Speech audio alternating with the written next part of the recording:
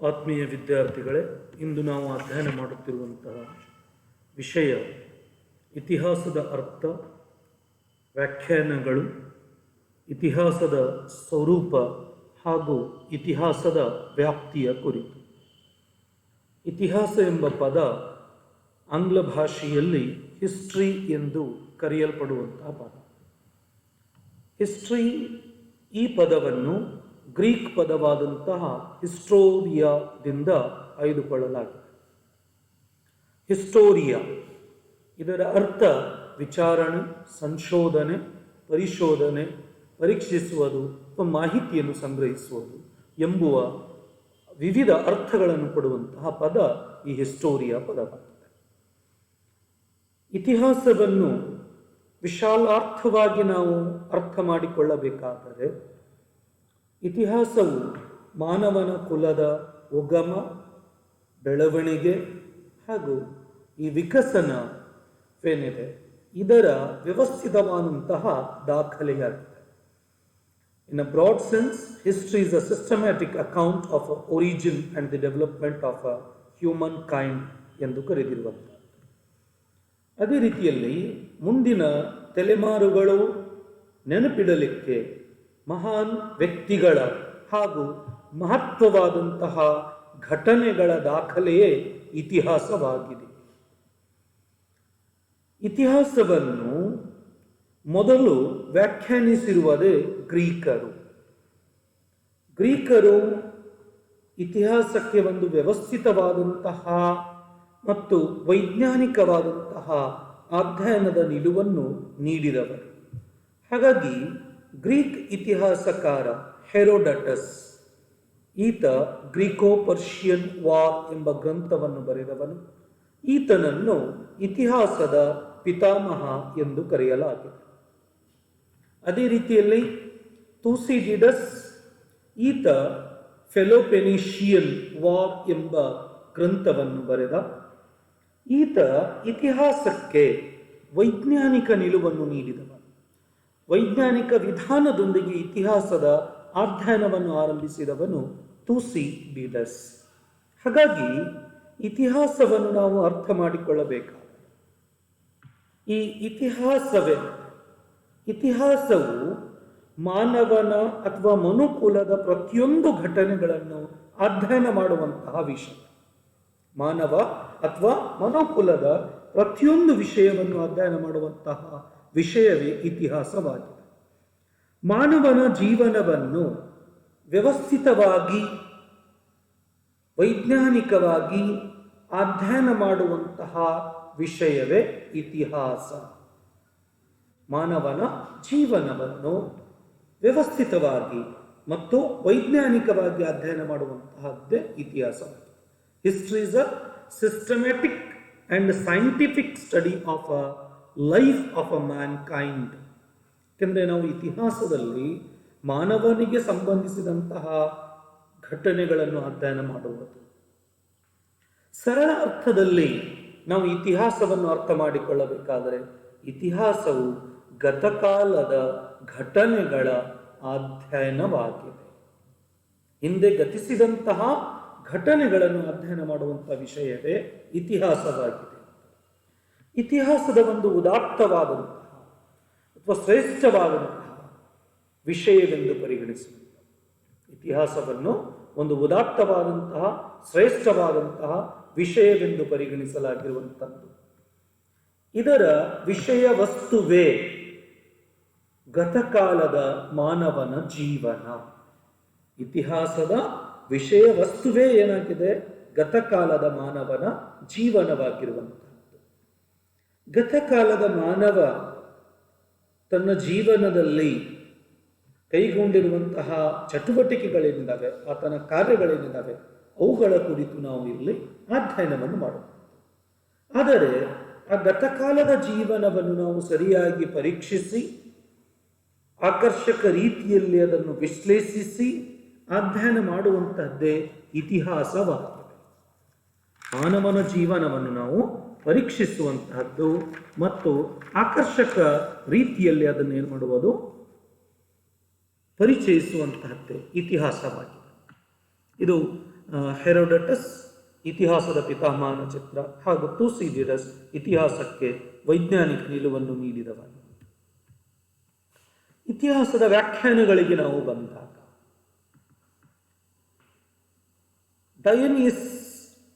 ಡೈನಿಸಿಯಸ್ ಈತನ ಪ್ರಕಾರ ಇತಿಹಾಸ ಉದಾಹರಣೆಗಳೊಂದಿಗೆ ಬೋಧಿಸುವಂತಹ ತತ್ವಜ್ಞಾನ ಎಂದು ಹೇಳಿರುವಂಥದ್ದು. History is the philosophy teaching by examples. ಇತಿಹಾಸವು ಉದಾಹರಣೆಗಳೊಂದಿಗೆ ಬೋಧಿಸುವಂತಹ ತತ್ವಜ್ಞಾನವಾಗಿದೆ ಎಂಬುವ ವಿಚಾರ ಡಯೋನಿಸಿಯಸ್ಸನ ವಿಚಾರವಾಗಿದೆ. ಎರಡನೇದ್ದು ಅರಿಸ್ಟಾಟಲನ ಪ್ರಕಾರ, ರಾಜ್ಯಶಾಸ್ತ್ರದ ಪಿತಾಮಹ ಎನಿಸಿಕೊಂಡಿರುವಂಥ ಅರಿಸ್ಟಾಟಲ್, ಈತನ ಪ್ರಕಾರ ಸತ್ಯದ ಸಂಶೋಧನೆ history contrasts research into fact ಅಂದರೆ ಸತ್ಯ with the logical task of explanation.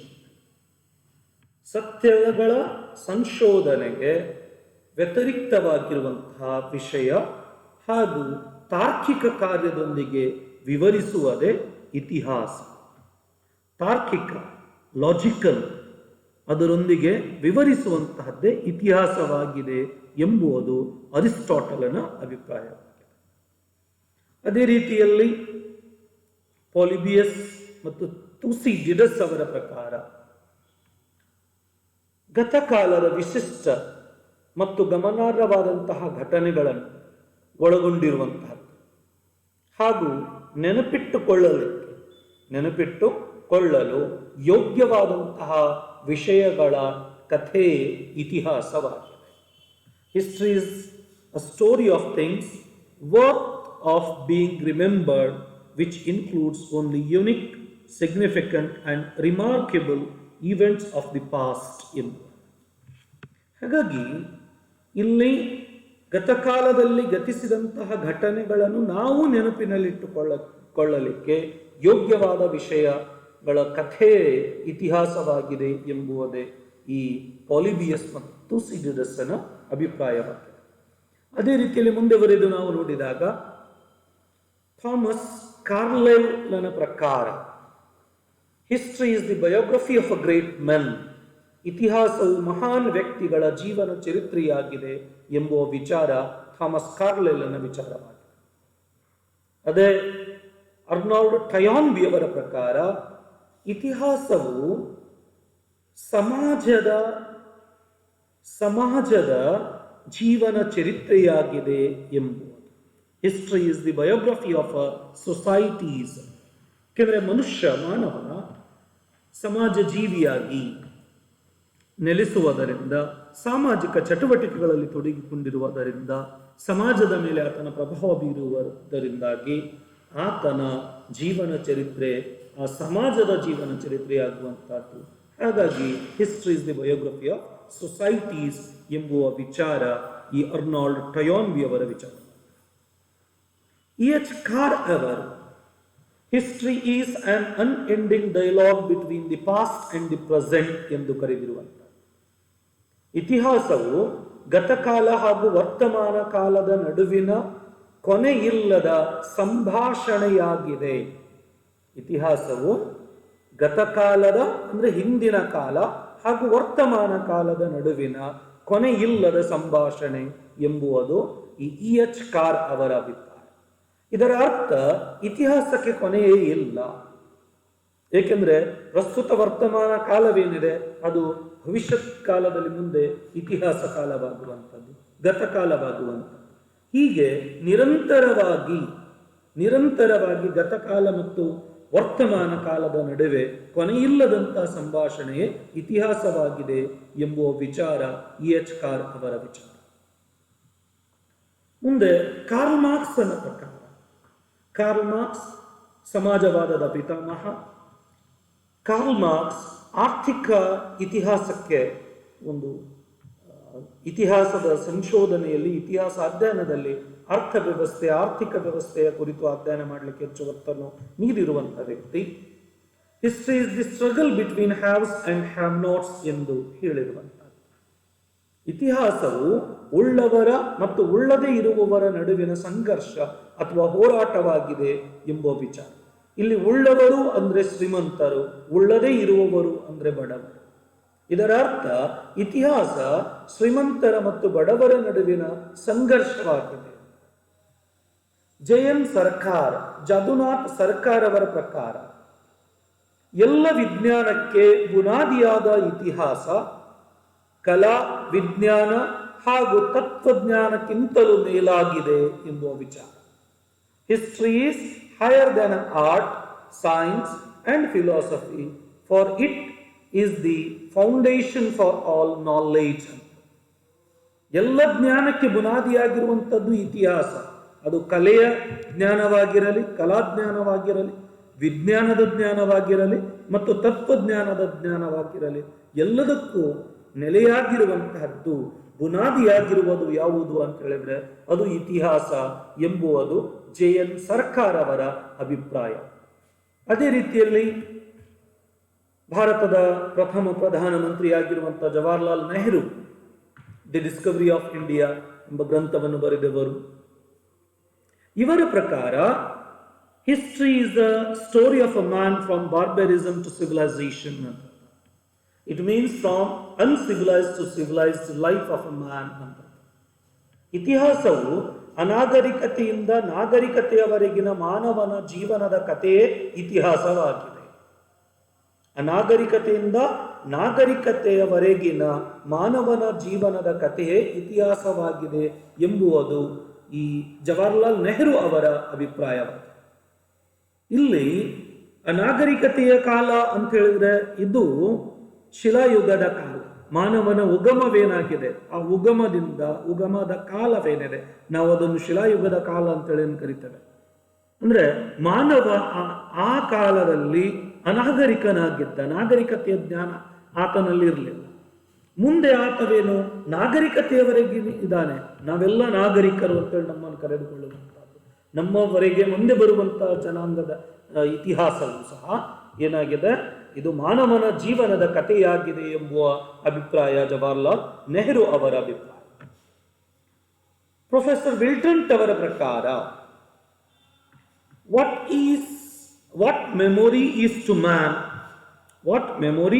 man, history is to mankind ಎಂಬುವ ವಿಚಾರವನ್ನು ವ್ಯಕ್ತಪಡಿಸಿದರು.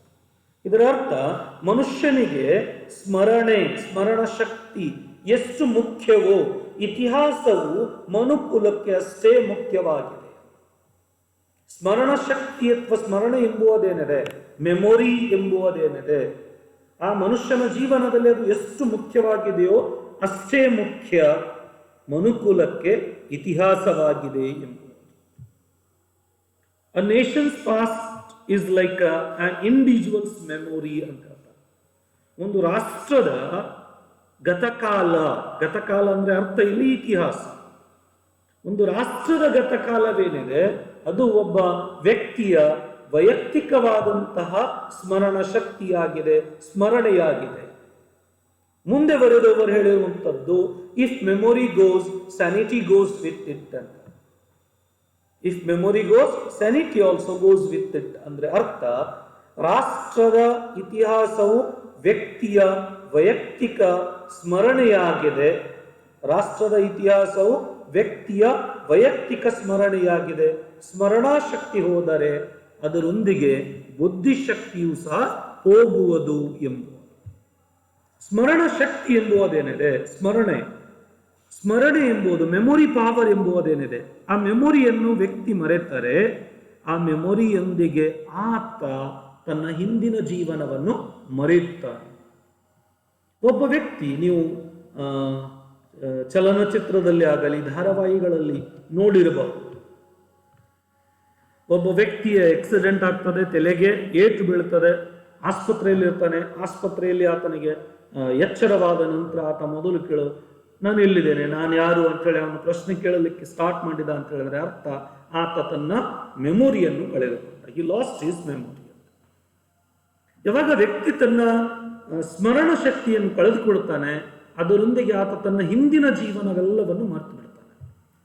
ಆ ಹಿಂದಿನ ಜೀವನ ಮರೆತಂತ ವ್ಯಕ್ತಿ ತನ್ನ ಸ್ವಂತ ತಂದೆ ತಾಯಿಯರೇ ಮುಂದೆ ನಿಂತಾರೆ, ತನ್ನ ಸಹೋದರರೇ ಮುಂದೆ ನಿಂತಾರೆ, ಅವರನ್ನೂ ಸಹ ಗುರುತಿಸಲಾರ. ತನ್ನ ಮನೆಯಲ್ಲಿದೆ ಎಂಬುದನ್ನು ಆತ ಗುರುತಿಸಲ್ಲ. ಹಾಗಾಗಿ ಆ ವ್ಯಕ್ತಿ ಮುಂದೆ ಭವಿಷ್ಯದ ಜೀವನ ಹೇಗೆ ಕಳೆಯುವುದು ಅದು ಕಷ್ಟವಾಗ್ತದೆ. ಹಾಗೆಯೇ ಈ ಮೆಮೊರಿ ಎಂಬುದೇನಿದೆ, ಸ್ಮರಣ ಶಕ್ತಿ ಎಂಬುದೇನಿದೆ, ಇದು ಮನುಷ್ಯನ ಜೀವನದಲ್ಲಿ ಎಷ್ಟು ಪ್ರಾಮುಖ್ಯತೆ ಪಡೆದುಕೊಂಡಿದೆ, ಅಷ್ಟೇ ಒಂದು ರಾಷ್ಟ್ರದ ಸ್ಮರಣೆ, ರಾಷ್ಟ್ರದ ಇತಿಹಾಸವು ಪ್ರಾಮುಖ್ಯತೆಯನ್ನು ಪಡೆದುಕೊಂಡಿದೆ. ಹೇಗೆ ಒಬ್ಬ ವ್ಯಕ್ತಿ ತನ್ನ ಸ್ಮರಣ ಶಕ್ತಿಯನ್ನು ಕಳೆದುಕೊಂಡ್ರೆ, ತನ್ನ ಸ್ಮರಣೆಯನ್ನು ಮರೆತು ಹೋದ ಅಂತ ಹೇಳಿದ್ರೆ, ಅದರೊಂದಿಗೆ ತನ್ನ ಬುದ್ಧಿಶಕ್ತಿಯು ಸಹ ಕಳೆದುಕೊಳ್ಳುವನು ಎಂಬುವ ವಿಚಾರ ಈ ಪ್ರೊಫೆಸರ್ ವಿಲ್ಡಂಟ್ ಅವರ ವಿಚಾರವಾಗಿದೆ. ಬಹಳ ಉತ್ತಮವಾದಂತಹ ವಿಚಾರಧಾರೆಯನ್ನು ಹೊಂದಿರುವಂತಹ ಡಾಕ್ಟರ್ ವಿಲ್ಡಂಟ್ ಅವರು. ಇವೆಲ್ಲವೂ ಇತಿಹಾಸದ ವ್ಯಾಖ್ಯಾನಗಳು. ಮುಂದೆ ನಾವು ಈ ಕೆಲ ಇತಿಹಾಸಕಾರರು, ಪ್ರಮುಖ ಇತಿಹಾಸಕಾರರು, Karl Marx, Arnold Toynbee, Thomas Carlyle, ಇತಿಹಾಸಕ್ಕೆ ಬಹಳಷ್ಟು ಕೊಡುಗೆಯನ್ನು ನೀಡಿರುವಂತಹ ಪ್ರಸಿದ್ಧ ಇತಿಹಾಸಕಾರರು. ಇತಿಹಾಸದ ಸ್ವರೂಪ, ನೇಚರ್ ಆಫ್ ಅ ಹಿಸ್ಟ್ರಿ. ಇತಿಹಾಸದ ಸ್ವರೂಪವನ್ನು ನಾವು ನೋಡಿದಾಗ ಸತ್ಯ ಶೋಧನೆ, ಸತ್ಯದ ವ್ಯಾಖ್ಯಾನ ಮತ್ತು ವಿಚಾರಗಳನ್ನು ಪ್ರಸ್ತುತಪಡಿಸುವಂತ. ಆರಂಭದಲ್ಲಿ ಇತಿಹಾಸ ಕೇವಲ ಕೆಲವೇ ಘಟನೆಗಳಿಗೆ, ವ್ಯಕ್ತಿಗಳಿಗೆ, ಸಮಾಜಕ್ಕೆ ಸೀಮಿತವಾಗಿ ಉಳಿದರೆ, ಉದಾಹರಣೆಗೆ ಮಾನವನ ಜೀವನದ ರಾಜಕೀಯ ಘಟನೆಗಳನ್ನು ಮಾತ್ರ ನಾವು ಅಧ್ಯಯನ ಮಾಡಿರುವಂಥದ್ದು ಆರಂಭದಲ್ಲಿ. ಆದರೆ ಇತಿಹಾಸ ತನ್ನ ಸ್ವರೂಪವನ್ನು ಬದಲಾಯಿಸಿಕೊಂಡು ಇತಿಹಾಸ ವೈಜ್ಞಾನಿಕವಾಗಿ ಅಧ್ಯಯನವನ್ನು ಆರಂಭಿಸಿದಾಗ, ವಿಜ್ಞಾನದ ತರಹ ಇತಿಹಾಸ ಕಾರ್ಯವನ್ನು ನಿರ್ವಹಿಸಲು ಆರಂಭಿಸಿದಾಗ, ವಿಜ್ಞಾನದ ತಳಹದಿಯ ಮೇಲೆ ಇತಿಹಾಸವನ್ನು ರಚನೆ ಮಾಡಲು ಆರಂಭಿಸಿದಾಗ, ಒಬ್ಬ ಇತಿಹಾಸಕಾರ ಈ ಮೂರು ಅಂಶಗಳನ್ನು ಅಧ್ಯಯನ ಮಾಡ್ತಾನೆ. ಒಂದು, ಒಬ್ಬ ವಿಜ್ಞಾನಿಯ ತರಹ ಆತ ಸತ್ಯವನ್ನು ಸಂಗ್ರಹಣೆ ಮಾಡ್ತಾನೆ. ಒಬ್ಬ ತತ್ವಜ್ಞಾನಿಯ ತರಹ ಆತ ಅದನ್ನು ವ್ಯಾಖ್ಯಾನಿಸುತ್ತಾನೆ. ಒಬ್ಬ ಸಾಹಿತಿಯ ರೂಪದಲ್ಲಿ ಆತ, ಸಾಹಿತಿ ಯಾವ ರೀತಿಯಲ್ಲಿ ತಮ್ಮ ವಿಚಾರಧಾರೆಗಳನ್ನು ಪ್ರಸ್ತುತಪಡಿಸ್ತಾರೆ ಆ ರೀತಿಯಲ್ಲಿ ಸಾಹಿತ್ಯ ರೂಪದಲ್ಲಿ ಆತ ತನ್ನ ವಿಚಾರಧಾರೆಗಳನ್ನು ಪ್ರಸ್ತುತಪಡಿಸುವನು. ಹೀಗಾಗಿ ಒಬ್ಬ ಇತಿಹಾಸಕಾರ ವಿಜ್ಞಾನಿಯಾಗಿ, ಒಬ್ಬ ತತ್ವಜ್ಞಾನಿಯಾಗಿ, ಒಬ್ಬ ಸಾಹಿತಿಯಾಗಿ ಇತಿಹಾಸವನ್ನು ರಚಿಸುವನು.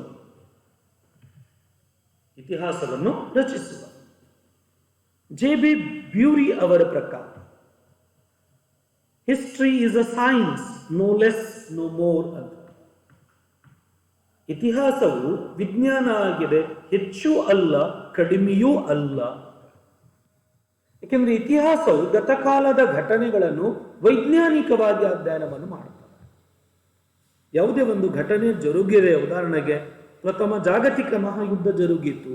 ಯುದ್ಧ ಜರುಗಿತು ಅಂದರೆ ಏಕೆ ಜರುಗಿತು ಎಂಬುದು ಪ್ರಶ್ನೆಯನ್ನು ಇಟ್ಟುಕೊಂಡು ಸಂಶೋಧನೆಯನ್ನು ನಡೆಸಿ ವೈಜ್ಞಾನಿಕ ತಳಹದಿಯ ಮೇಲೆ ಅದನ್ನು ಕಾರಣಗಳನ್ನು ಕಂಡುಹಿಡಿಯುವಂಥದ್ದು, ಘಟನೆ ಯಾವ ರೀತಿಯಲ್ಲಿ ಆಯಿತು ಎಂಬುದು, ನಂತರ ಪರಿಣಾಮ ಯಾವ ರೀತಿಯಲ್ಲಿ ಬೀರಿದವು. ಅಷ್ಟೇ ಅಲ್ಲ, ಗತಕಾಲದ ಮಾನವನ ಬಗ್ಗೆ ನಾವು ಅಧ್ಯಯನ ಮಾಡುವಾಗ ಎಷ್ಟೋ ಅವಶೇಷಗಳು ದೊರೆತಾಗ ಆ ಅವಶೇಷಗಳನ್ನು ನಾವು ವೈಜ್ಞಾನಿಕ ತಳಹದಿಯ ಮೇಲೆ ಅವುಗಳ ಅಧ್ಯಯನವನ್ನು ಮಾಡಿ ಕಾಲಗಣನೆಯನ್ನು, ಆ ಕಾಲವನ್ನು ಶೋಧಿಸುವಂಥದ್ದು, ಯಾವ ಕಾಲದ್ದು ಇವು ಎಂಬುದು. ಈಗ ಉದಾಹರಣೆಗೆ ರೇಡಿಯೋ ಕಾರ್ಬನ್ ಡೇಟಿಂಗ್ ಮೆಥಡ್ ಎಂಬುವಾಗಿದೆ, ಇಂಗಾಲ 14 ಎಂಬುವ. ಇಂಗಾಲ 14 ಡೇಟಿಂಗ್ ಮೆಥಡ್ ಅನ್ನು ಉಪಯೋಗಿಸಿ ಅದರ ಮೂಲಕ ಗತಕಾಲದ ಅವಶೇಷಗಳು ಏನು ದೊರೆತಿದ್ದಾವೆ ಆ ಅವಶೇಷಗಳು ಯಾವ ಕಾಲಘಟ್ಟಕ್ಕೆ ಸೇರಿದವು ಎಂಬುದನ್ನು ನಾವು ವೈಜ್ಞಾನಿಕ ತಳಹದಿಯ ಮೇಲೆ ಅವುಗಳನ್ನು ಕಂಡುಹಿಡಿಯುವಂಥದ್ದು. ಹೀಗಾಗಿ ಇತಿಹಾಸವೇನಾಗಿದೆ, ವಿಜ್ಞಾನವೂ ಆಗಿದೆ, ಹೆಚ್ಚು ಅಲ್ಲ ಕಡಿಮೆಯೂ ಅಲ್ಲ ಎಂಬುವ ವಿಚಾರ JB ಬ್ಯೂರಿಯವರ ವಿಚಾರ. ಇತಿಹಾಸ ಒಂದು ಬೆಳೆಯುತ್ತಿರುವಂತಹ ಸ್ವರೂಪವನ್ನು ಹೊಂದಿರುವಂತಹ ವಿಷಯ. History is a ever-growing subject which depends upon the availability of fact. ಸತ್ಯವೇನಿದೆ, ಆಧಾರಗಳೇನಿದಾವೆ, ಆ ಆಧಾರಗಳ ಆಧಾರದ ಮೇಲೆ ಇತಿಹಾಸ ಬೆಳೆಯುತ್ತಾ ಬಂದಿರುವಂತಹ ವಿಷಯ. ಯಾವುದೇ ಒಂದು ಗತಕಾಲದ ಘಟನೆಯನ್ನು ನಾವು ಅಧ್ಯಯನ ಮಾಡುವಾಗ ಸತ್ಯದ ಆಧಾರದ ಮೇಲೆ ದೊರೆತಿರುವಂತಹ ಅವಶೇಷಗಳ ಅಥವಾ ಆಧಾರಗಳು ಏನು ದೊರೆತಿದ್ದಾವೆ ಅದರ ಆಧಾರದ ಮೇಲೆ ಇತಿಹಾಸವನ್ನು ನಾವು ರಚಿಸುತ್ತೇವೆ. ನಾವು ನಿರಂತರವಾಗಿ ಆಧಾರಗಳನ್ನು ಕಾಣ್ತೇವೆ. Sources are available continuously. ಹಾಗಾಗಿ ಇತಿಹಾಸವನ್ನು ನಾವು ಕಾಲ ಕಾಲಕ್ಕೆ ಪುನರ್ರಚಿಸುವಂತ, ಯಾಕಂದ್ರೆ ಒಂದೇ ಕಾಲದಲ್ಲಿ ಏಕಕಾಲದಲ್ಲಿ ಎಲ್ಲ ಅವಶೇಷಗಳು ಎಲ್ಲ ಆಧಾರಗಳು ದೊರೆಯಲಿಕ್ಕೆ ಸಾಧ್ಯ. ಕಾಲ ಕಾಲಕ್ಕೆ ಹೊಸ ಸಂಶೋಧನೆಗಳಾಗ್ತವೆ. ಆ ಸಂಶೋಧನೆಯ ಮೂಲಕ ನಮಗೆ ಹೊಸದಾದಂಥ ಮಾಹಿತಿಗಳು ದೊರೆಯುವಂತಹದ್ದು. ಆ ಹೊಸದಾದಂಥ ಮಾಹಿತಿಯೊಂದಿಗೆ ಇತಿಹಾಸ ಪುನರ್ರಚನೆಯಾಗುತ್ತಾ ಹೋಗುವಂತ. ಇಲ್ಲಿ ನಾನು ಒಂದು ಉದಾಹರಣೆ ಕೊಡ್ಲಿಕ್ಕೆ ಬಯಸ್ತೇನೆ. 1915ಕ್ಕಿಂತ ಪೂರ್ವದಲ್ಲಿ ಭಾರತದಲ್ಲಿ ಒಬ್ಬ ಅರಸ ಆಳ್ವಿಕೆಯನ್ನು ಮಾಡಿದ. ಆ ಅರಸನಿಗೆ ದೇವನಾಂ ಪ್ರಿಯದರ್ಶಿ ಎಂಬ ಬಿರುದು ಇತ್ತು ಅಂತ. ಆತನ 100 ಶಾಸನಗಳು ದೊರೆತಿದ್ದಾವೆ. ಆದರೆ ಆ ಶಾಸನಗಳು ದೊರೆತಿರುವುದು ಆತನ ಬಿರುದುವಿನೊಂದಿಗೆ ದೇವನಾಂ ಪ್ರಿಯದರ್ಶಿ ಎಂಬುವ ಹೆಸರು ಮಾತ್ರ, ಆ ಬಿರುದು ಇರುವುದನ್ನು ನಾವು. ಆದರೆ ಆ ಅರಸ ಯಾರು, ಯಾವ ಮನೆತನದವನು ಎಂಬುದು ಇದು ಬಯಲಾಗಿರುವುದು 1915. ಕರ್ನಾಟಕದ ರಾಯಚೂರು ಜಿಲ್ಲೆಯ ಮಸ್ಕಿಯಲ್ಲಿ ಇಂಜಿನಿಯರ್ ಆದಂಥ ಬೆಡನ್ ಎಂಬುವನು ಮಸ್ಕಿ ಶಾಸನವನ್ನು ಶೋಧಿಸಿದ. ಆ ಮಸ್ಕಿ ಶಾಸನ ದೇವನಾಂ ಅಶೋಕ ಅಂತೇಳಿ ಆರಂಭವಾದ. ನಂತರ ಮಧ್ಯಪ್ರದೇಶದ ಗುರ್ಜರ್ ಶಾಸನ ದೊರೆಯಿತು. ಅಲ್ಲಿ ಆ ಶಾಸನ ಆರಂಭಗೊಳ್ಳುವುದು ದೇವನಾಂ ಪ್ರಿಯದರ್ಶಿ ರಾಜ ಅಶೋಕ ಅಂತೇಳಿ ಆರಂಭವಾದ. ದೇವನಾಂ ಪ್ರಿಯದರ್ಶಿ ರಾಜ ಅಶೋಕ ಅಂತ. ಆಗ ಜಗತ್ತಿಗೆ ತಿಳಿದಿರುವಂಥದ್ದು, ಈ ಹಿಂದಿನವರೆಗೆ ನಾವೇನು ದೇವನಾಂ ಪ್ರಿಯದರ್ಶಿ ಎಂಬ ರಾಜ ಇದ್ದ ಅಂಥೇಳಿ ಭಾವಿಸಿರುವಂಥದ್ದು ಅದು ಬೇರೆ ಯಾರು ಅಲ್ಲ, ಮೌರ್ಯರ ಚಕ್ರವರ್ತಿಯಾದಂಥ ಅಶೋಕ ಚಕ್ರವರ್ತಿ. ಅಶೋಕನಿಗೆ ಇದ್ದಂಥ ಬಿರುದು ಎಂಬುದು ನಮಗೆ ತಿಳಿದು ಬಂದಿರುವಂಥದ್ದು. ಆಗ ಮತ್ತೆ ಪುನರ್ರಚನೆಯಾಗಿರುವಂತಹದ್ದನ್ನು. ಹಾಗಾಗಿ ಇತಿಹಾಸದ ಅಧ್ಯಯನ ಒಂದು ನಿಂತಹ ನೀರಲ್ಲ, ಇದು ಹರಿಯುತ್ತಿರುವಂತಹದ್ದು. ಹೇಗೆ ಆಧಾರಗಳು ದೊರೆಯುತ್ತವೆ, ಆ ಆಧಾರಗಳ ಆಧಾರದ ಮೇಲೆ ಇತಿಹಾಸ ಪುನರ್ರಚನೆಯಾಗುತ್ತಾ ಸಾಗುವಂತಹದ್ದು. ಹಾಗಾಗಿ ಇದನ್ನು ಏನಂತೇವೆ ನಾವು, it is a continuous growth and development in the subjects. ಈ ವಿಷಯದಲ್ಲಿ ನಿರಂತರವಾಗಿ ಬೆಳವಣಿಗೆ ಸಾಗುತ್ತಲೇ ಇದೆ. ಹೊಸ ಸಂಶೋಧನೆಗಳು ಆಗ್ತವೆ, ಹೊಸ ದಾಖಲೆಗಳು ದೊರೆಯುತ್ತವೆ. ಆ ದಾಖಲೆಗಳ ಆಧಾರದ ಮೇಲೆ ಇತಿಹಾಸ ಪುನರ್ರಚನೆಯಾಗುತ್ತಾ ಹೋಗುವಂತಹದ್ದು. ಆರಂಭದಲ್ಲಿ ನಾವು ಕೇವಲ ರಾಜಕೀಯವನ್ನು ವಿಷಯ ವಸ್ತುವನ್ನಾಗಿಟ್ಟುಕೊಂಡು ಅಧ್ಯಯನ ಮಾಡಿದಾಗ ಮುಂದೆ ಇತಿಹಾಸ ಕೇವಲ ರಾಜಕೀಯ ಘಟನೆಗಳನ್ನು ಅಧ್ಯಯನ ಮಾಡುವಂತಹ, ರಾಜನ ಯುದ್ಧಗಳನ್ನು ಅಧ್ಯಯನ ಮಾಡುವಂತಹ ವಿಷಯ ಅಲ್ಲ.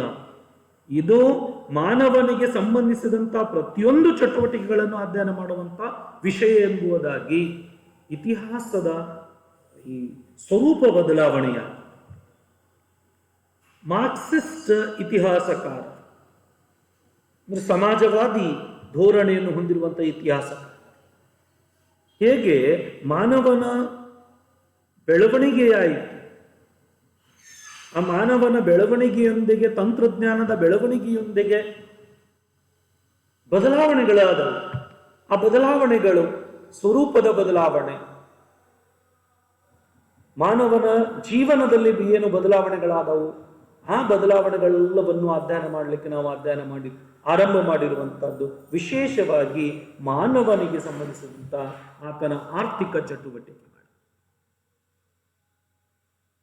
ಏಕೆಂದ್ರೆ ಆರ್ಥಿಕ ಚಟುವಟಿಕೆ ಮನುಷ್ಯನ ಒಂದು ಪ್ರಮುಖವಾದಂತಹ ಚಟುವಟಿಕೆಯಾಗಿರುವಂತಹದ್ದು. ಆ ಚಟುವಟಿಕೆಯೊಂದಿಗೆ ಮನುಷ್ಯನ ಜೀವನ ಬದಲಾಗುವಂತಹದ್ದು, ಮನುಷ್ಯನ ಜೀವನ ಬದಲಾಗುವುದರೊಂದಿಗೆ ಇತಿಹಾಸವು ಸಹ ಬದಲಾಗುತ್ತಾ ಸಾಗಿರುವ ಕೆಲವು ಘಟನೆಗಳನ್ನು ನಾವು ನೋಡಿದಾಗ, ಕೆಲವು ಘಟನೆಗಳು ಸಾಮಾನ್ಯವಾಗಿ ಒಂದೇ ಸ್ವರೂಪದ ಘಟನೆಗಳಾಗಿರುವಂತಹದ್ದು. Certain events are common to all nations ಅಂತ. ಕೆಲವು ಘಟನೆಗಳು ಎಲ್ಲ ರಾಷ್ಟ್ರಗಳಿಗೆ ಸಮಾನವಾಗಿರುವಂಥದ್ದು. ಈಗ ಉದಾಹರಣೆಗೆ 1776ರಲ್ಲಿ ಅಮೆರಿಕಾದಲ್ಲಿ ಸ್ವಾತಂತ್ರ್ಯ ಸಂಗ್ರಾಮ ನಡೆಯಿತು. 1789ರಲ್ಲಿ ಫ್ರಾನ್ಸಿನಲ್ಲಿ ಕ್ರಾಂತಿ ಜರುಗಿತು, ಅದೂ ಸಹ ಸ್ವತಂತ್ರಕ್ಕಾಗಿಯೇ. ಅದೇ 1857ಕ್ಕೆ ನಾವು ಬಂದ್ರೆ ಭಾರತದಲ್ಲಿ ಪ್ರಥಮ ಸ್ವಾತಂತ್ರ್ಯ ಸಂಗ್ರಾಮ ಜರುಗಿತು ಅಂತ. ಸ್ವರೂಪ ಒಂದೇ ಆಗಿದ್ರು ಸಹ ನೆಲೆ ಬೇರೆ, ವಿಚಾರಧಾರೆಗಳು ಬೇರೆ, ಕಾರಣಗಳು ಬೇರೆ, ಘಟನೆಗಳು ಬೇರೆ, ಪರಿಣಾಮಗಳೂ ಸಹ ಬೇರೆಯಾಗಿರುವುದನ್ನು ಇವೆಲ್ಲವನ್ನು ನಾವು ಇತಿಹಾಸದ ಸ್ವರೂಪದ ರೂಪದಲ್ಲಿ ಅಧ್ಯಯನವನ್ನು ಮಾಡಬಹುದು. ಈ ಘಟನೆಗಳು ಏನು ಉಲ್ಲೇಖ ಮಾಡಿದರೆ, ಈ ಘಟನೆಗಳನ್ನು ನಾವು ನೋಡಿದಾಗ ಒಂದು ಸಾಮಾನ್ಯವಾದಂತಹ ಉದ್ದೇಶವನ್ನೇ ಹೊಂದಿರುವುದು. ಎಲ್ಲರೂ ಸ್ವತಂತ್ರಕ್ಕಾಗಿಯೇ ಹೋರಾಡಿದರು. ಅಮೆರಿಕನ್ನರು ಸ್ವತಂತ್ರಕ್ಕಾಗಿ ಹೋರಾಡಿದರು, ಫ್ರೆಂಚರು ಸ್ವತಂತ್ರಕ್ಕಾಗಿ ಹೋರಾಡಿದರು, ಭಾರತೀಯರಾದಂಥ ನಾವು ಸಹ ಬ್ರಿಟಿಷರ ವಿರುದ್ಧವಾಗಿ ಹೋರಾಡಿದೆವು. ಅದು ಸಹ ಯಾವುದಕ್ಕೆ ಅಂದ್ರೆ ಸ್ವತಂತ್ರಕ್ಕಾಗಿಯೇ ನಾವು ಹೋರಾಡಿರುವಂಥದ್ದು. ಆದರೆ ಪರಿಣಾಮವೇನಾಯಿತು? ಪರಿಣಾಮಗಳು ಬೇರೆ ಬೇರೆ ಆಗ್ತವೆ, ಪ್ರಾದೇಶಿಕವಾಗಿ ಬೇರೆ ಬೇರೆ ಪರಿಣಾಮವನ್ನು ಬೀರಿದವು. ಇತಿಹಾಸದ ಬಗ್ಗೆ ಹೇಳುವಾಗ ಹಿಸ್ಟ್ರಿ ರಿಪೀಟ್ ಇಟ್ ಸೆಲ್ಫ್ ಅಂತೇಳಿ ಕೆಲವು ವಾದಗಳಿವೆ. ನೋ ಡೌಟ್ ಕೆಲವು ಸಮಯದಲ್ಲಿ ಇತಿಹಾಸ ಮರುಕಳಿಸುವುದು, ಹಿಸ್ಟ್ರಿ ರಿಪೀಟ್ಸ್ ಇಟ್ ಸೆಲ್ಫ್ ಅಂತ. ಇಲ್ಲಿ ಉದಾಹರಣೆಗೆ ಪ್ರಥಮ ಜಾಗತಿಕ ಮಹಾಯುದ್ಧವಾಯಿತು 1914ರಿಂದ 1918.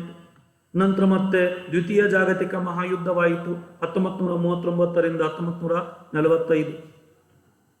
ನಾವು ಅದಕ್ಕೆ ಒಂದೇ ಹೆಸರು ಕೊಟ್ಟಿವು, 1, 2 ಅಂತೇಳಿ, ಪ್ರಥಮ ದ್ವಿತೀಯ ಅಂತೇಳಿ.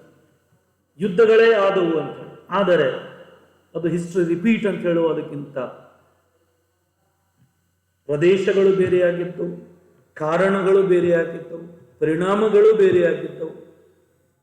ಕೆಲವು ಘಟನೆಗಳು ಸಮಾನವಾಗಿ ಕಂಡರೂ ಸಹ ಕಾಲ ಬೇರೆಯಾಗಿರ್ತದೆ, ಸಮಯ ಬೇರೆ ಇರ್ತದೆ, ವ್ಯಕ್ತಿಗಳು ಬೇರೆ ಇರ್ತಾರೆ, ಪರಿಣಾಮಗಳು ಸಹ ಬೇರೆಯಾಗಿರುವುದನ್ನು ನಾವು ಕಾಣ್ತೇವೆ. ಹೀಗೆ ಇತಿಹಾಸ ತನ್ನದೇ ಆದಂತಹ ಸ್ವರೂಪವನ್ನು ಹೊಂದಿರುವಂಥದ್ದು. ಒಂದು ಮಾತು ಇಲ್ಲಿ ನಾವು ನೆನಪಿಟ್ಟುಕೊಳ್ಬೇಕು, ಇತಿಹಾಸ ವಿಷಯ ವಸ್ತುವೇ ಮಾನವ ಮನುಕುಲ. ಮಾನವನಿಗೆ ಸಂಬಂಧಿಸಿದಂತಹ ಪ್ರತಿಯೊಂದು ಘಟನೆಗಳನ್ನು ನಾವು ಇತಿಹಾಸದಲ್ಲಿ ಅಧ್ಯಯನವನ್ನು ಮಾಡುತ್ತೇವೆ, ಸ್ವರೂಪದ ಬಗ್ಗೆ. ನೆಕ್ಸ್ಟ್, ಇತಿಹಾಸದ ವ್ಯಾಪ್ತಿ. ಇತಿಹಾಸದ ವ್ಯಾಪ್ತಿಯನ್ನು ನಾವು ನೋಡಿದಾಗ history has a broad scope. With the passage of a time the scope of history has been widened. ಇತಿಹಾಸವು ವಿಶಾಲವಾದಂತಹ ವ್ಯಾಪ್ತಿಯನ್ನು ಹೊಂದಿದೆ. ಹೇಗೆ ಕಾಲ ಕಳೆಯಿತೋ ಅದರ ವೈಶಾಲ್ಯತೆಯೇನಿದೆ ಅದು ಮತ್ತಷ್ಟು ವಿಶಾಲವಾಗಿ ಬೆಳೆಯಿತು ಎಂದು. ಇತಿಹಾಸದ ಅಧ್ಯಯನದಲ್ಲಿ ಹೊಸ ವಿಷಯಗಳು ಸೇರಿಸಲ್ಪಟ್ಟವು. ಒಬ್ಬ ಇತಿಹಾಸಕಾರನ ಪ್ರಮುಖವಾದಂತಹ ಕಾರ್ಯ, ಯಾವುದೇ ಒಂದು ಘಟನೆ ನಡೆದರೆ ಆ ಘಟನೆ ಹೇಗೆ ನಡೆಯಿತು, ಏಕೆ ನಡೆಯಿತು, ಪ್ರಶ್ನಾರ್ಥಕವಾಗಿ ಏಕೆ, ಹೇಗೆ ಎಂಬುವ ಪ್ರಶ್ನೆಯನ್ನು ಹಾಕಿಕೊಂಡು ಅವುಗಳನ್ನು ಅಧ್ಯಯನ ಮಾಡಬೇಕು. ನಾವು ಆರಂಭದಲ್ಲಿ ಕೇವಲ ರಾಜಕೀಯಕ್ಕೆ ಸೀಮಿತವಾಗಿದ್ದುಕೊಂಡು ರಾಜನ ಬಗ್ಗೆ, ಅರಸು ಮನೆತನದ ಬಗ್ಗೆ, ಯುದ್ಧಗಳ ಬಗ್ಗೆ, ರಾಜ್ಯದ ಬಗ್ಗೆ ರಾಜನ ಸಾಮ್ರಾಜ್ಯದ ಬಗ್ಗೆ ನಾವು ಅಧ್ಯಯನ ಮಾಡ್ತಿದ್ರೆ ಮುಂದೆ ಅದು ಬದಲಾಯಿತು. ಬದಲಾವಣೆಯೊಂದಿಗೆ ನಾವು ಕೇವಲ ರಾಜಕೀಯ ಘಟನೆಗಳನ್ನು ಇತಿಹಾಸದಲ್ಲಿ ಅಧ್ಯಯನ ಮಾಡುವುದಲ್ಲ, ಸಾಮಾಜಿಕ, ಧಾರ್ಮಿಕ, ಆರ್ಥಿಕ, ಸಾಂಸ್ಕೃತಿಕ, ಪರಿಸರದ ಕುರಿತು, ಭೌಗೋಳಿಕ ವಿಷಯಗಳ ಕುರಿತು ಎಲ್ಲವನ್ನೂ ನಾವು ಇತಿಹಾಸದಲ್ಲಿ ಅಧ್ಯಯನ ಮಾಡಲು ಆರಂಭಿಸಿದ. ಹಾಗಾಗಿ ಇತಿಹಾಸದ ಒಂದು ವ್ಯಾಪ್ತಿಯನ್ನು ನಾವು ನೋಡಿದಾಗ it includes all the activities of man ಅಂತ. ಇತಿಹಾಸದಲ್ಲಿ ಮಾನವನನ್ನೇ ಕೇಂದ್ರವನ್ನಾಗಿಟ್ಟುಕೊಂಡು ನಾವು ವಿಷಯ ವಸ್ತುವನ್ನಾಗಿಟ್ಟುಕೊಂಡು ಅಧ್ಯಯನ ಮಾಡುವಾಗ ಮಾನವನಿಗೆ ಸಂಬಂಧಿಸಿದಂತಹ ಪ್ರತಿಯೊಂದು ಘಟನೆಗಳನ್ನು ನಾವು ಇತಿಹಾಸದಲ್ಲಿ ಅಧ್ಯಯನ ಮಾಡುವಂತ. ಹಾಗಾಗಿ ಮಾನವನ ಪ್ರತಿಯೊಂದು ಸಾಧನೆ, ಅದು ವೈಜ್ಞಾನಿಕವಾಗಿರಲಿ, ತಾಂತ್ರಿಕವಾಗಿರಲಿ, ಹೊಸ ಸಂಶೋಧನೆಗಳಾಗಿರಲಿ, ಅನ್ವೇಷಣೆಗಳಾಗಿರಲಿ, ಎಲ್ಲವನ್ನೂ ಸಹ ನಾವು ಇತಿಹಾಸದಲ್ಲಿ ಅಧ್ಯಯನ ಮಾಡುತ್ತೇವೆ. ಇತಿಹಾಸದ ವ್ಯಾಪ್ತಿಯ ವೈಶಾಲ್ಯತೆ ಎಲ್ಲಿಯವರೆಗೆ? ಇತಿಹಾಸದ ವ್ಯಾಪ್ತಿಯಲ್ಲಿಯೇ, ಇತಿಹಾಸದ ಪರಿವಿಧಿಯಲ್ಲಿಯೇ ಪುರಾತತ್ವ ಶಾಸ್ತ್ರದಂಥ ವಿಷಯ, ಆರ್ಕಿಯಾಲಜಿ ಎಂಬುವುದು, ಕ್ರೊನಾಲಜಿ ಎಂಬುವುದು ಕಾಲಗಣನೆ ಶಾಸ್ತ್ರ, ಎಪಿಗ್ರಫಿ ಎಂಬುವುದು ಶಾಸನ ಶಾಸ್ತ್ರ, ನ್ಯೂಮಿಸ್ಮ್ಯಾಟಿಕ್ ಎಂಬುದು ನಾಣ್ಯಶಾಸ್ತ್ರ, ಇವೆಲ್ಲವೂ ಇತಿಹಾಸದ ಭಾಗವಾಗಿ ನಾವು ಇಲ್ಲಿ ಅಧ್ಯಯನ ಮಾಡಿದ್ದೇವೆ. ಹಿಸ್ಟ್ರಿಯಲ್ಲಿ the study of socio economic and cultural aspects are uttering to more attention of the scholars.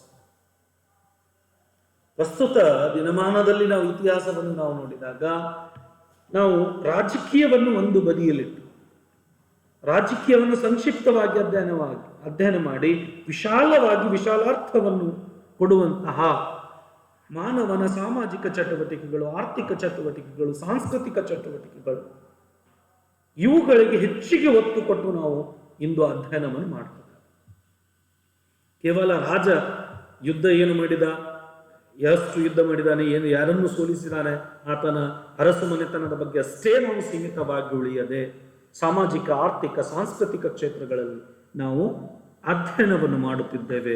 ಇದರರ್ಥ ಇತಿಹಾಸದ ವ್ಯಾಪ್ತಿ ಏನಾಯಿತು, ಬಹಳ ವಿಶಾಲವಾಗಿ ವಿಸ್ತರಣೆಗೊಂಡಿತು ಎಂಬುದು.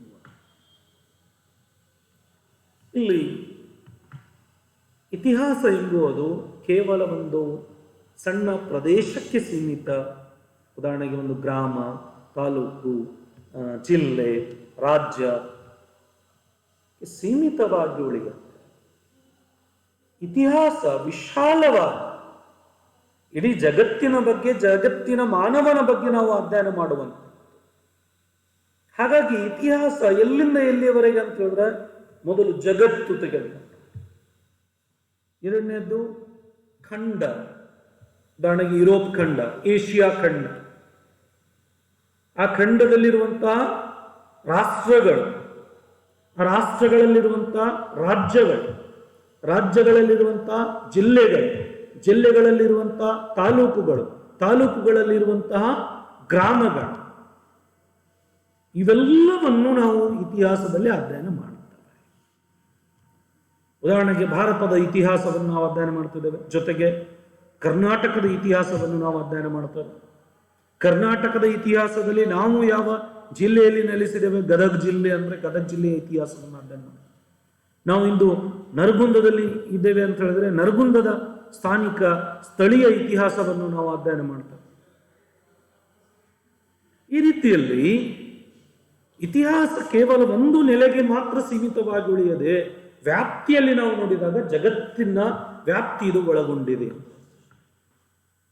ಹಾಗಾಗಿ ಜಗತ್ತು, ಖಂಡ, ರಾಷ್ಟ್ರ, ರಾಜ್ಯ, ಜಿಲ್ಲೆ, ತಾಲೂಕು, ಗ್ರಾಮ ಹಂತದವರೆಗೂ ಸಹ ನಾವು ಇತಿಹಾಸದಲ್ಲಿ ಅಧ್ಯಯನವನ್ನು ಮಾಡುವುದನ್ನು ಕಾಣ್ತೇವೆ. ಇತಿಹಾಸದ ತತ್ವಜ್ಞವನ್ನು ನಾವು ನೋಡಿದಾಗ ಈ ತತ್ವ ಇತಿಹಾಸವನ್ನು ಬಹಳ ವಿಶಾಲವಾದಂತಹ ವಿಷಯವನ್ನಾಗಿ ಪರಿವರ್ತಿಸಿದ. ಇತಿಹಾಸದ ಕೆಲ ಮಹಾನ್ ಚಿಂತಕ, ಹೆಗಲ್ ಆಗಲಿ, ಕಾರ್ಲ್ ಮಾರ್ಕ್ಸ್ ಆಗಲಿ, ಕೋಮ್ಟ್ ಆಗಲಿ, ಅರ್ನಾಲ್ಡ್ ಟಯಾನ್ಬಿ ಆಗಲಿ, ಇವರೆಲ್ಲರೂ ಇತಿಹಾಸವನ್ನು ಬೆಳೆಸುವುದರಲ್ಲಿ, ಇತಿಹಾಸದ ವ್ಯಾಪ್ತಿಯನ್ನು ವಿಶಾಲಗೊಳಿಸುವುದರಲ್ಲಿ ಬಹಳ ಪ್ರಮುಖವಾದಂತಹ ಪಾತ್ರವನ್ನು ವಹಿಸಿರುವಂತಹ. ಹಾಗಾಗಿ ಈ ಇತಿಹಾಸಕಾರರು ಇತಿಹಾಸವನ್ನು ವಿಂಗಡಣೆಗೊಳಿಸಿದ. ರಾಜಕೀಯ ಇತಿಹಾಸ, ಸಾಮಾಜಿಕ ಇತಿಹಾಸ, ಆರ್ಥಿಕ ಇತಿಹಾಸ, ಧಾರ್ಮಿಕ ಇತಿಹಾಸ, ಕಲೆಯ ಇತಿಹಾಸ, ಸಾಂಸ್ಕೃತಿಕ ಇತಿಹಾಸ, ಈ ರೀತಿಯಲ್ಲಿ ವಿವಿಧ ರೂಪಗಳು, ವಿವಿಧ ಭಾಗಗಳಾಗಿ ಇತಿಹಾಸವನ್ನು ವಿಂಗಡಿಸಿರುವುದನ್ನು ನಾವು ಕಾಣ್ತೇವೆ. ಇದೆಲ್ಲವೂ ಇತಿಹಾಸದ ವ್ಯಾಪ್ತಿ ಹಾಗೂ ಇತಿಹಾಸದ ಬೆಳವಣಿಗೆಯನ್ನು ಸೂಚಿಸುವಂಥದ್ದು. ಇದೆಲ್ಲವೂ ಇತಿಹಾಸದ ವ್ಯಾಪ್ತಿ ಹಾಗೂ ಇತಿಹಾಸದ ಬೆಳವಣಿಗೆಯನ್ನು ಸೂಚಿಸುವಂತಹದ್ದಾಗಿದೆ.